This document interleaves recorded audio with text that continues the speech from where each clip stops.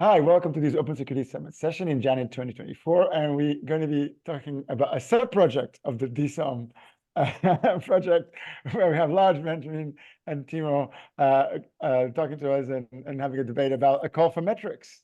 Over to you guys. Thank you. Quick introduction about us. I'm Timo. I talk here often, so I hand over to Lars. Yeah, I know about this event for quite some time, but never have spoken here. So I'm working with Rewe Digital, and today we are presenting a little bit of kind of work things, but also things we did in the past. Over to Benji. Hi, I'm Benji. I'm in the team of Lars. I'm working as DevSecOps engineer, so I'm more the technical guy. I do a lot of blogging, write open source stuff, and I'm a purple teamer and former cyber defense expert in the chemistry industry. Then handing over back to Timo. Thanks. Lars already introduced a tiny bit of what we want to do. Here is the agenda. So first, I will tell you about Metrica. CA stands for Collector and Analyzer.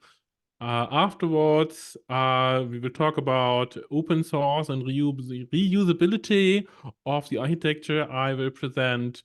And Lars and Benji would like to show you how they at Rewe Digital define metrics with a patching example.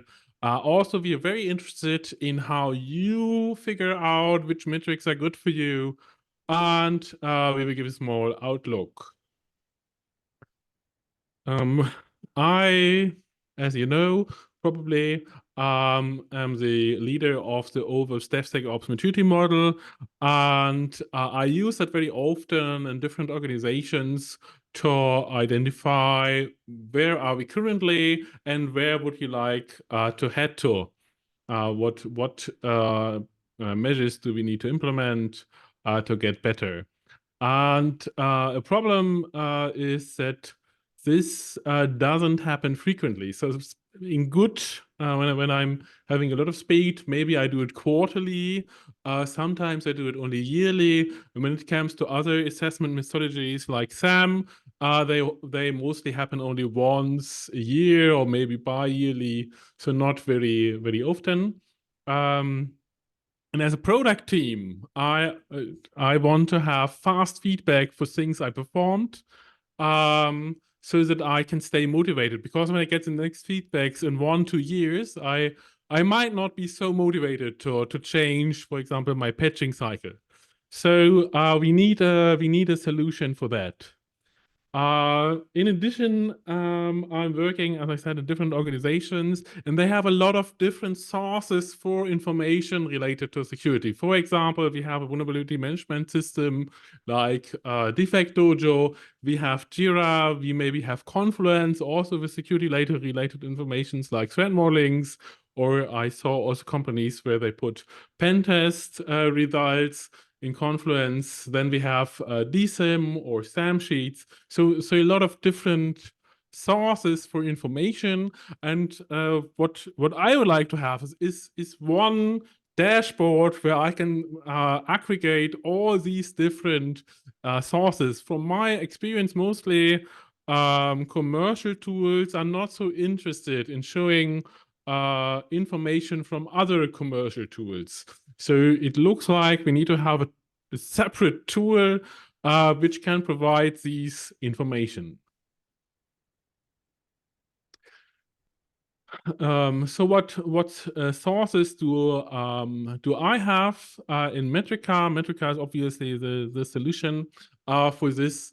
So I have as one source manual assessment. You can think of a checklist in YAML format. And that can be, for example, in a Git repository. And another source, all these different tools which have an API where you can automatically collect information from various tools, for example, mean time to response. Here you see an overview. We on the bottom have to define a maturity model and the activities for teams. So in the maturity model definition, we define an activity and say this activity has this and this threshold. So I would like that spread modeling is performed once every 10 years on level 1.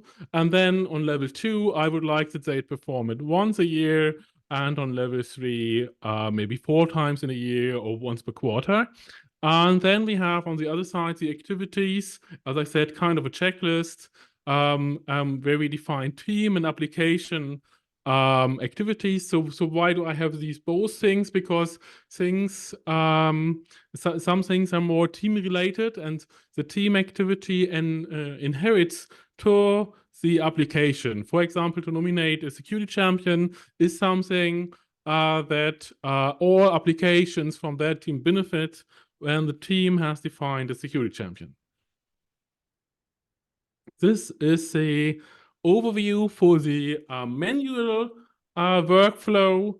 So the product owner in the first step adjusted the application YAML beforehand. Obviously, the security architect has defined what needs to be performed, which activity is in the maturity model, and then we can define what activities has been performed. For example, this product owner has conducted a threat modeling with the team. So in the application YAML, he can enter on that and the date with this and that documentation. So he can put a link there.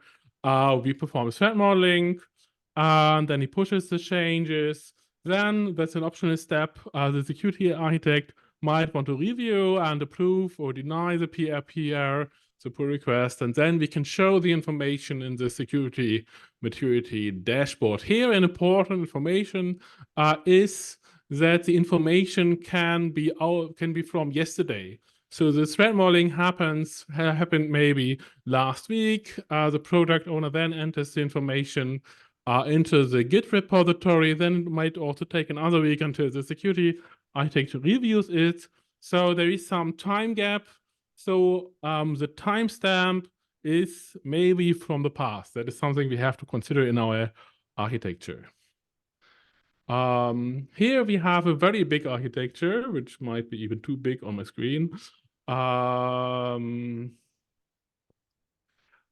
here I have one where I can zoom in a bit so you can see even better. We built the application on GitHub, and then you might want to, hopefully you will use it in your environment. So here we have the metric analyzer that is getting the information of the maturity model definition and the activities, and it can then through an API, provides this information to Grafana dashboards. In addition, as I said, we would like to have collectors which collect information from various tools. And here you see the collector. And currently, we think the best solution to connect the collector with the analyzer is a queue. That is a part which has not been implemented so far, so that's very open.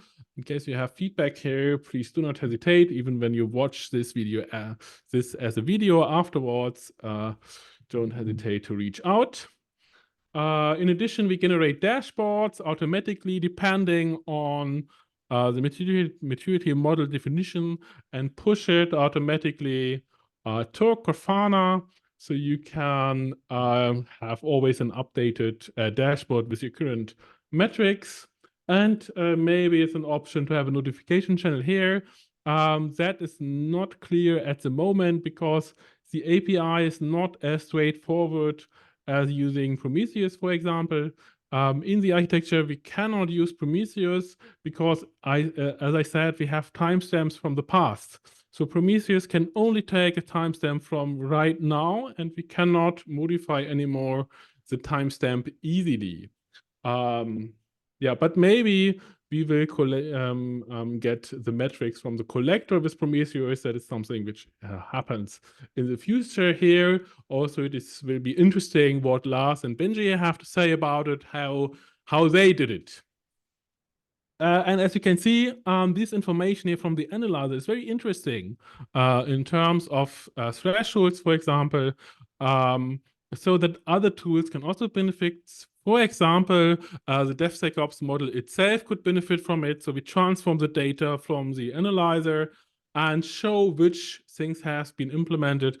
For example, in DSIM, if you like, the table in DSIM more, because in Grafana, we cannot show so much information about why, how we gather the data, for example. So people need some more information about how this metric is getting measured and what they actually have to do to be green in it. All right, so let me go back to the slides. Yeah, in the YAML itself, you have an elastic definition of activities, for example, threshold. As I said, we have the activities and the team YAMLs per application and team. And very generic, we have the skeleton YAML. That is where you define your maturity model. This is the head of the skeleton YAML. So you see there is an API version and a kind. The kind here is skeleton. And we have activity definitions. And here is one example for an activity. First, we define here a class name. In this case, it's URL activity. That means that the attributes of this activities are defined in the URL activity. In all activities, we have at least a date when it has been conducted, and then maybe other properties also. Here we can define which are activity names related to it, to this activity. So here we have, for example, source control protection. So we require that an application in the source control, like GitHub, is using a branch protection rules, so that you kind of, for example, cannot use a force push. And we have here the defined build process, because it helps to have a defined build process and not do it manually. So automation here is the key, I would say, especially in DevOps environments.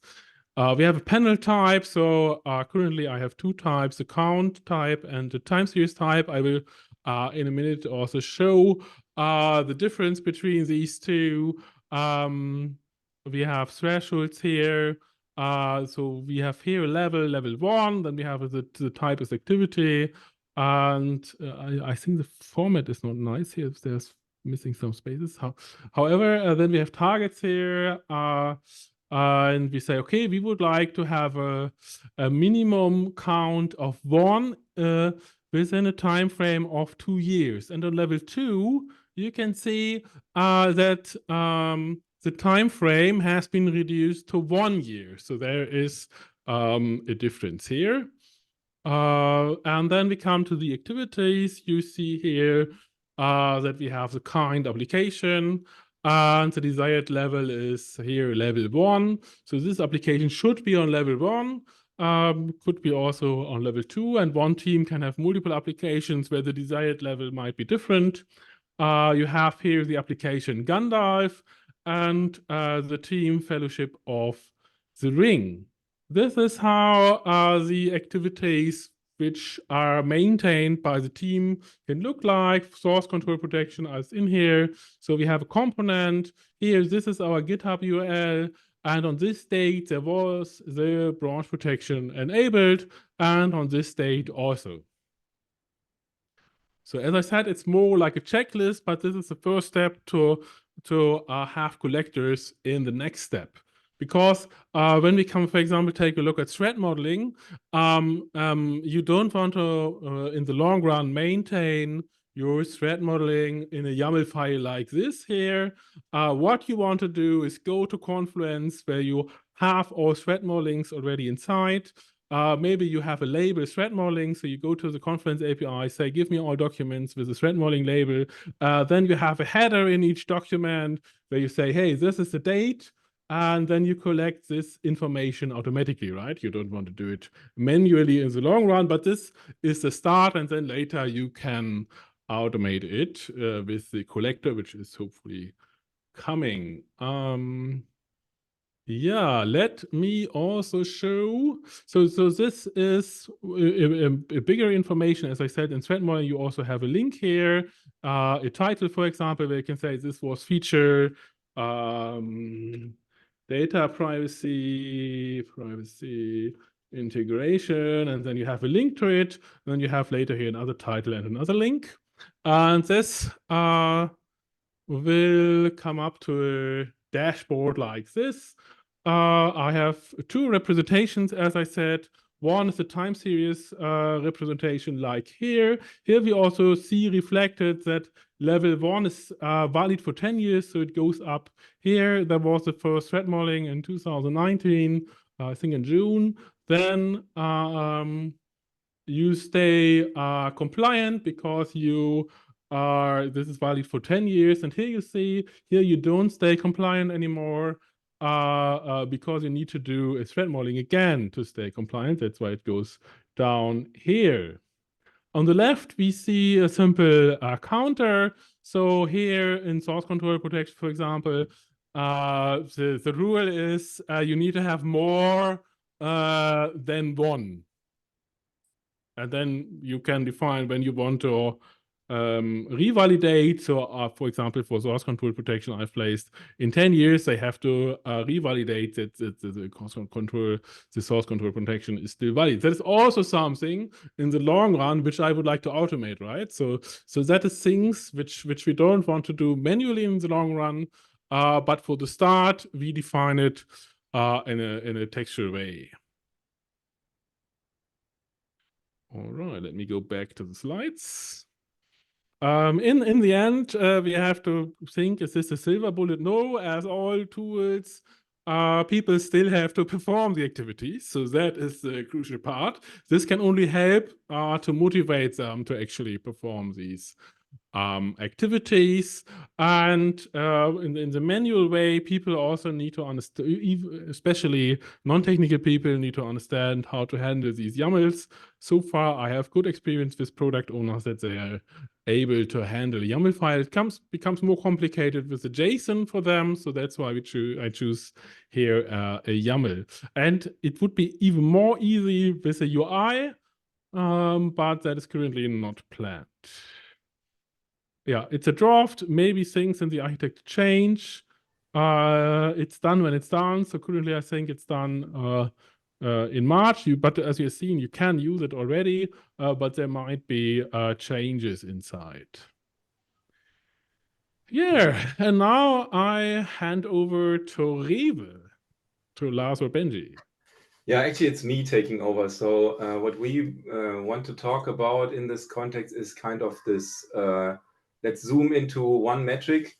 So we've worked on patching for quite some time, and this is actually in the maturity model. So in the DSOM, we find this as software composition analysis, but it's just this line, and then you're like, okay, now what do I have to do? How good is good? So we first defined what we understand as patching policy. I condensed this here. Our internal policy is a little longer, but basically it says it does not say fix all the CVE, but it says like go to the latest version, or at least to the version that has no security updates missing, so we get fresh security updates.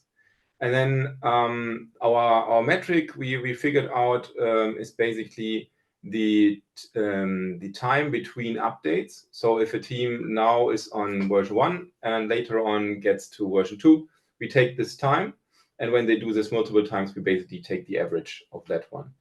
And while we were working on that, we figured out that 2015 there was somebody talking on ICSI, so on the software engineering conference, about lib year or lib dependency freshness, which kind of is similar. So they basically look into your dependencies and say, how long is the release date ago for this library and for that library and for that library that you are using, and sum this up.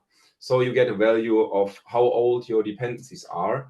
And for that one, it's kind of similar. What you do, you value that people update their dependencies, because then they get a lower value in this metric. And on the next slide, you might click again. Thanks. We see then what comes out of our data. We basically just have these averages of these update cycles.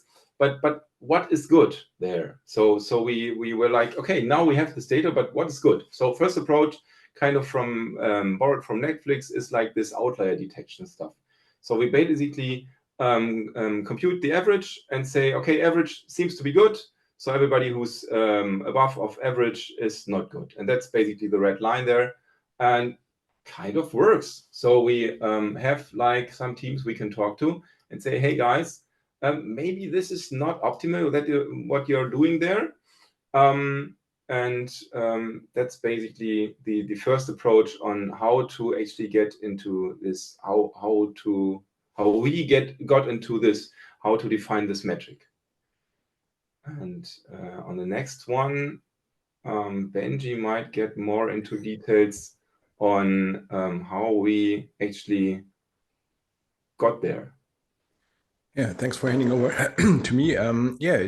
Actually wanted to show you how we forged this metric. So, and also provide you some hints how we did it, and also might have some useful preconditions for you. So we have a legacy service called the version monitor. So we are actually doing a daily scan of all images in production.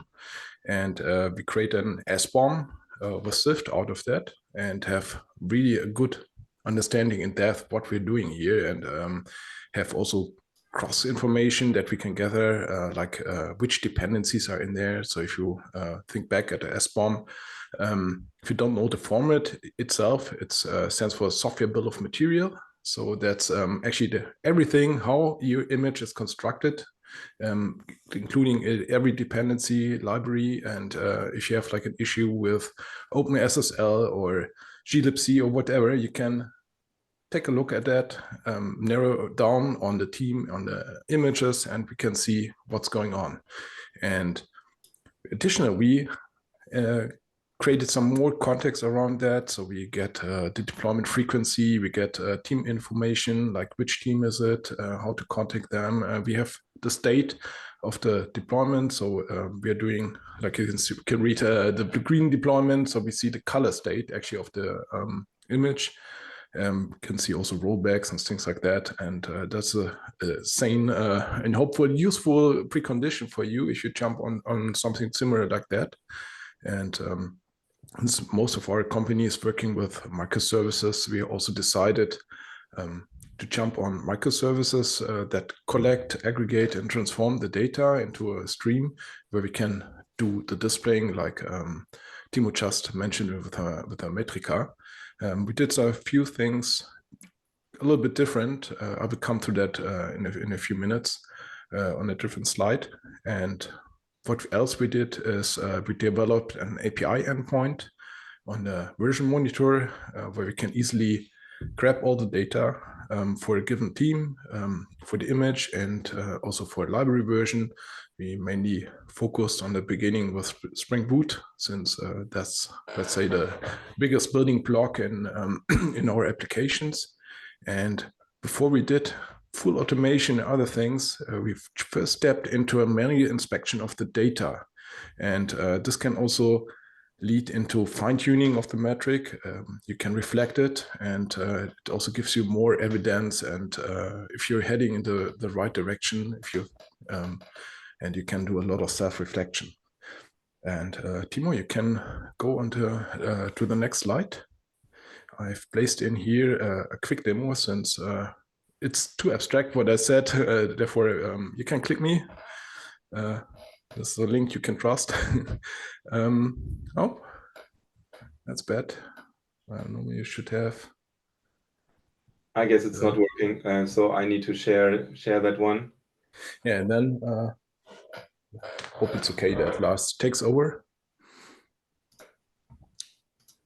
So let's see, that should be the file. I'll Yeah, zoom in a little bit. Oh.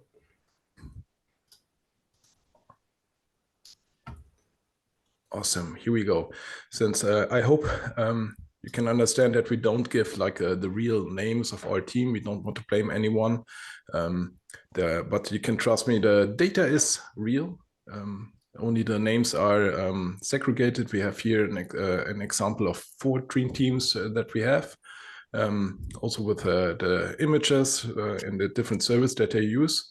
And the first step, we implemented the endpoint and did a tiny mistake in there. We had a quick up, and there you see like the -1s here. Since it is just the first time that we've seen the image, so therefore we can't calculate the average. And then after reflecting the data, we figured out actually that's the mean time. And then we changed it. We made a new run, and then you see, yeah, we have much cleaner data that we can work on. And after gaining the information on the average mean time, we figured out, hey, what's about the deployment frequency? Is there a relation between both? And also gathered additional information about the deployments. We did also look up which version was currently used on that point of time. And we also did some manual checkup to actually enhance the data and check if they have like an auto merge, if they're using Dependabot. How do you deploy in production? Are they doing the last step manually, or is it already full automated? How is the cadence behind it? Is it like every 2 weeks, every 3 weeks? And we have their broad scale of things. And then we came up actually how's about bringing both digits into a relation to bring create a ratio between average mean time and the amount of deployments.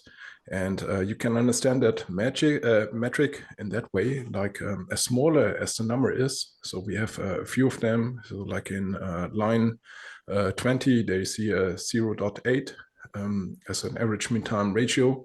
This is a signal for a full automated state of the team.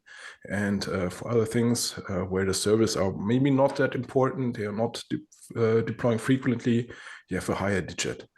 And to get a better insight on the overall digits, and this is just a value, we have created a few graphics. So in the first one, sorry, you see the average mean time, and on the left side you have the days, how long it takes to jump from one version to another. That does not include yet if there's already a version included, so that will be the next iteration to include in that metric to clean up the data even more. And then you see in the beginning like a Gaussian bell curve where mostly things are also happening manual. After that, you get a more flattened line where people are having a great automation already, but not doing like the last step in a full automated way. They're doing it manually and want to have the more control about it. And in the very end, the third part, you see like the full automation, and that also correlates in the picture below related to the deployments. And you can see here correlating the people who are very, very fast in automating. We have just in a few seconds, I'll show you how it looks like over Christmas. This automation is kicking in. And in the third part, we have like the ratio. And the ratio itself is something where we also did some learnings. So if you have like a broad scale or a lot of teams, maybe 100 or 200 teams with a dozen of people, where to focus at. And like a traditional approach, you could do like take the best 5-1 and the worst 5-1 and check where the difference is and try to help the 5 worst teams. But actually, if you come from the side asking this question, they never ask for help. And then we thought like, that's not the right approach. We can do another thing, like focus on the places where the people are coming from the manual deployment to the full automation and also upfront, and concentrate on those teams, ask them and analyze a little bit deeper and find a more focused way to help those teams actually to reach their next level. And for instance, if they're just not brave enough to turn on the full automation, they can invest more time in creating integration tests, perform some smoke tests, and do other things to gain the confidence. And if you help them on that level, you actually speed up a lot of other things. And if you switch back to the yeah, thanks. I want to show you actually the damn magic that happens behind the scenes in the things that we do, and where we also did some difference between the just presented implementation or architecture from Timo. We have our upfront, our legacy version monitor. So this is collecting on production every image, all the information. This is also having like an API endpoint. This makes it very pluggable to the Metrica implementation. And instead of the casual collector from Timo, we use PubSub from Google Cloud to actually transform all the data into a stream and transfer everything to a different service. That's our average mean time metrics service that collects the data for us. So this is yeah, kind of vice versa to the original implementation, but you can see this is actually nearly the same thing. And from there, we go over to Prometheus as a data storage for the persistence. This might change in the future, but Prometheus is open source, so maybe also the right thing for you guys. And from there, we throw everything over to Grafana, like in a casual way. And this is actually live data. I hope you can understand that we also don't want to spoil the team names and so on. Therefore, I disguised them a little bit. This short period of time that we're showing here is actually a few days before Christmas. We all celebrated Christmas. And this is just one day before Christmas. As you can see, for two teams, the bar is going down. And it stays on that level even for the green team in the bar on the 25th of December. The curve is going down. So actually they're doing deployments, even while we all were celebrating, eating some nice foods and enjoyed our family and Christmas time. And this is actually was mind-blowing for us to see the full automation and actually helping the people to gain that and to celebrate that. And this is something I can really, really recommend for you. And therefore, on the next slide, we want to talk a little bit about the reusability with you. Yeah, exactly. So the thing is, what you might already have seen is like we are reusing different stuff. So what we have internally built up is a platform for quite some services. So we are reusing Kubernetes as a service, Kafka as a service, Grafana as a service, the Google PubSub stuff. So we are reusing this as a service to not be like in the middle of maintenance of those things, but concentrating on security stuff. So this is kind of different from the current Metrica approach. But nevertheless, the core Metrica components, so to say the business logic or the model that comes with this, the domain model is really what we reuse. So this the DSOM as maturity model, the metrics as described by Timo, those YAMLs where we can describe how we calculate those metrics. This is actually something that we think it's really valuable to reuse or work together on that one. And then obviously those connectors seem to be things that we now implemented for like Kubernetes and different stuff. And this is stuff that could be reused to connect to different things. And related to those metrics, as already shown by Timo, these Grafana dashboards seem to be something that once you design those metrics, you obviously have also designed your dashboards, and those can be reused as well. And there it does not matter what infrastructure you are using. So this is kind of the things that we at the moment think that we are reusing, but this is actually a thing where this is active discussion going on, how to really use this Metrica. So from our perspective, use Metrica in our environment, because we have already this environment, and how to make it pluggable to actually be able to plug this together. And then some words again on how we then help teams to improve. So zooming back out to, okay, we now had this metric measured, and really how we help teams to improve. It's not by just showing them this metric we did, because if we just show this metric, they were like, okay, so now how to improve.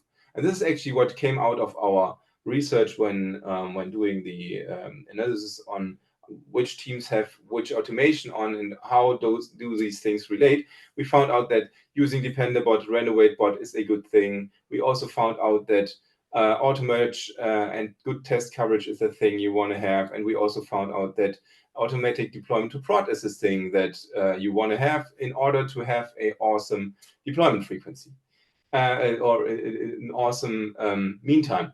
So we can measure this metric, but we in the future will show to our teams, hey, maybe it's a good idea to improve there. So just pushing them into those directions where they actually can improve, and not leaving them just with the, hey, you're having a bad metric there, so feel bad today. But the other way around in hunting, in showing them the options how to improve. And now back to the title, so to say. So the call for metrics. So the question is, I mean, we did this for kind of for patching, or for yeah, so to say, for patch culture stuff. How to measure that? But there are others. So I already heard this mean time to repair. So for like you're having a security bug detected, and how long does it take to actually mitigate that one?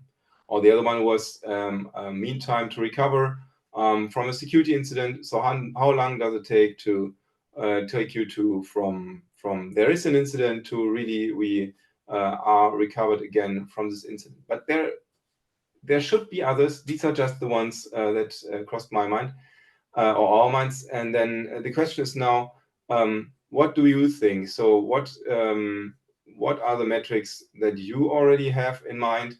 And we would love to discuss this with you in the OWASP Slack, in the DSOM channel.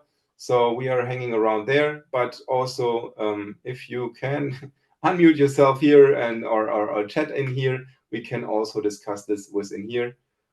So we find maybe some more metrics.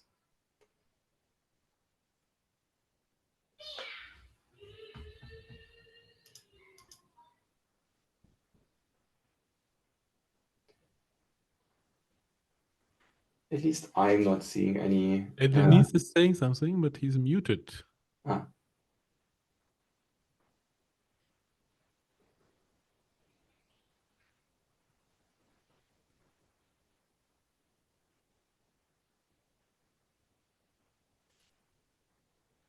Maybe it's not for us. Also, if you ask yourself now how actually to join the OWASP Slack channel, you can simply open your browser, jump over to owasp.org/slack/invite. There you can get the initial access, and then look around for the #DSOM channel. We will all be there, and happy to have a discussion with you and pick up your ideas. Also, if you have a lot of experience that we don't have yet and want to get an interaction with us, feel free. Otherwise, you can find truly a way to interact with us. So we're all on LinkedIn, happy to connect. And not sure, chat is not.